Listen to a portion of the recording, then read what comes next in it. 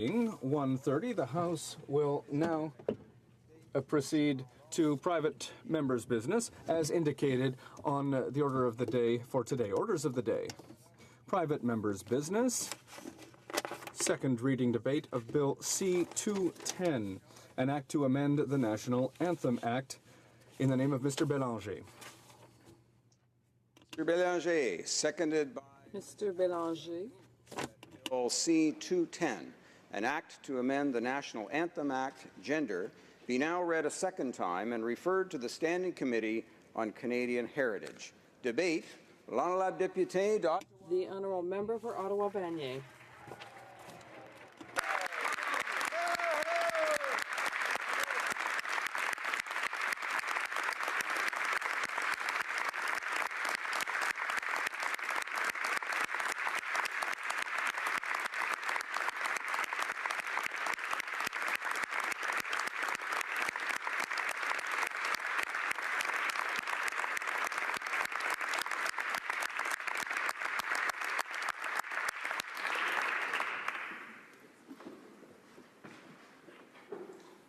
Mr. Speaker, it is my great pleasure to be in the chamber today to move second reading of Bill C-210, an act to amend the National Anthem Act. The bill proposes a simple change in the English version only of our anthem. It proposes a true patriot love and all thy sons command become true patriot love and all of us command. Changing only two words, thy sons two of us, gives Canada an inclusive anthem that respects what we were and what we have become as a country. Mr. Speaker, a few colleagues and some Canadians with whom I have spoken have argued that, in their view, our national anthem is sacrosanct. Such arguments are similar to those advanced 51 years ago to stop the adoption of the maple leaf flag to which we are all now attached. As Canadians, we continually test our assumptions, and indeed our symbols, for their suitability. Our Canadian maples have deep roots, but they also have continual new growth, reaching to the sky. Our anthem too can reflect our roots and our growth. In fact, Mr. Speaker, our anthem has been changed before. Not only are the French and English versions quite different, but the English version has already been modified in the past. The second line of the original English version of 1908 reads, "True patriot love thou dost in us command." As members can hear, the gender neutralness is exactly what we're trying to put back in our anthem. The addition of us also includes and recognizes that Canadians come from all around the world, and that also is part of our roots and our growth. Canada is all of us, not some of us. In 1913, this line was changed to "True patriot love and all thy sons command." Many believe the change was related to events leading up to the First World War. It was perhaps assumed that in any major conflict, it would only be young men who would carry our national banner in pride into battle. But in fact, both men and women from Canada proudly took part in the First World War. Canadian women served overseas, not as soldiers, but in other functions, especially as nurses, and many died doing so. We have commemorated them in Parliament's Hall of Honor, but we have not commemorated them in our anthem. Women also served on the home front. When Canada came of age in the First World War, women and men together made it possible.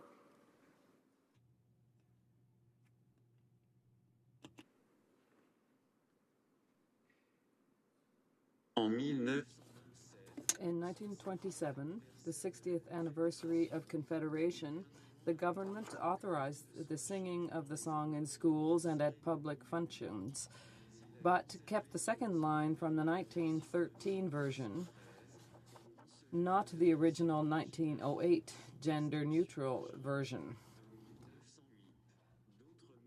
Other words were changed in 1927 and again in 1980 when it was enacted in Parliament. The National Anthem Act was introduced, passed, and given royal assent all on the same day on June 27, 1980, but the lack of inclusiveness of the English version was pointed out and gave rise to debate. A commitment was given that time would be devoted in the following session to further considering O Canada including in particular the words "thy sons." Unfortunately, it did not happen. We can remedy that in 2016. With the 150th anniversary of our Confederation approaching, it is important that one of our better-known national symbols, appreciated by the Canadian people, reflect progress achieved in terms of gender equality. This progress, slow and difficult at times, has marked the history of our country.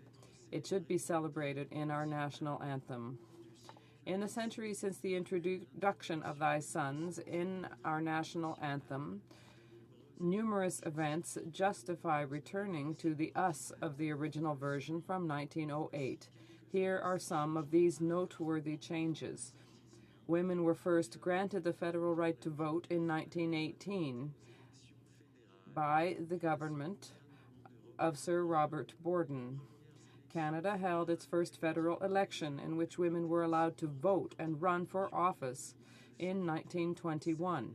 It was the year that Agnes MacPhail, who was elected to the House of Commons, making her Canada's first female member of Parliament. There was the 1929 Persons case, where the famous five succeeded in having women recognized as persons and thereby eligible for appointment to the Senate. A few months later, in early 1930, Canada's first female senator, Karine Wilson, was sworn in. Less than a minute into 1947, once the Canadian Citizenship Act came into effect, the firstborn Canadian citizen joined us, Nicole Cyr-Mazerolle, a woman. The Royal Military College of Canada in Kingston started admitting women as students in 1980. There are now 10,000 women in the Canadian Forces, and all positions in the Canadian Forces today are open to women. Men and women are sent everywhere, including into space, and work side by side in the same jobs.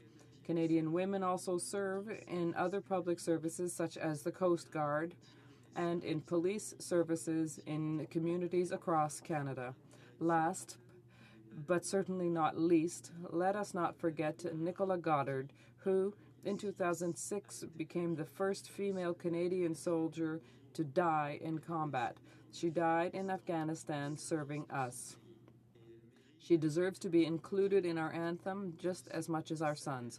Her mother also supports this symbolic yet very meaningful change to our anthem.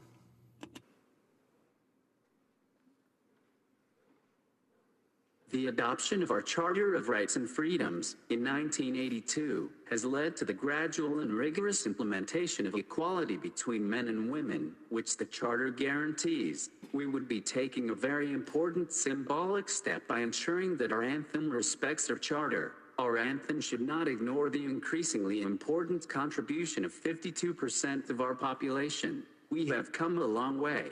The strides made by women in our society have been significant and should be fully recognized. And just as important, as revealed by recent events, much remains to be done, and Canadians are determined to see realized the dream of true equality between the genders. We are in 2016. Our national anthem is a powerful symbol that reflects and supports the achievement of this ambition. There are Canadians everywhere in our country in support of the change being advocated with this bill. I believe we are ready to address the issue and to ensure that our national anthem reflects the nation and the people that we really are in this 21st century. I have received support across the country for my proposal to make this change. If our government does not make this change, ordinary Canadians will simply do it themselves. In fact, that is what is happening. Numerous personalities have expressed their support for the change. Choirs across the country, such as the Toronto Welsh Male Voice Choir, the Vancouver Children's Choir and the Electra Women's Choir, have already taken up the new, more inclusive language. I will even have the temerity to point out that in this very chamber, on Wednesday, March 9th, when I had the great honor of presiding over it, a number of members chose to sing the inclusive version. I notably failed to bring them to order. In fact, The majority of Canadians now support a change to the lyrics of the national anthem to make it gender neutral. Main Street Technologies conducted a poll of 5,000 Canadians in April 2015, showing that 40% strongly approved and 18% somewhat approved of the change. 24% neither approved nor disapproved. On the negative side, only 6% somewhat disapproved, and 13% strongly disapproved. In addition, the poll asked, the original English anthem uses the word us. The current version uses thy sons. Which version do you believe is most appropriate? According to the poll, which was accurate to within 1.35 percentage points, 19 times out of 20, 53% supported the us version, while 22% supported the thy sons version, and 25% said they didn't know. Keto Maggie, president of Main Street Technologies, concluded that with this level of support consistent across Canada, Parliament should look favorably on reverting to the original version of the English O Canada. What was once likely changed to increase patriotic sentiment during a time of conflict and war was appropriate then but is no longer reflective of Canadian society today. A representative of over 50% of the Canadian population, Canadians now are ready for an inclusive national anthem. The objective of Bill C-210 is to honor the contribution and sacrifice of our Canadian women, in addition to those of our men, in our national anthem. It is to underscore that all of us, regardless of our gender or origins, contribute to our unique country. I look forward to a respectful and nonpartisan debate, and eventually to a free vote. I urge all my colleagues in this chamber to support my bill. Thank you.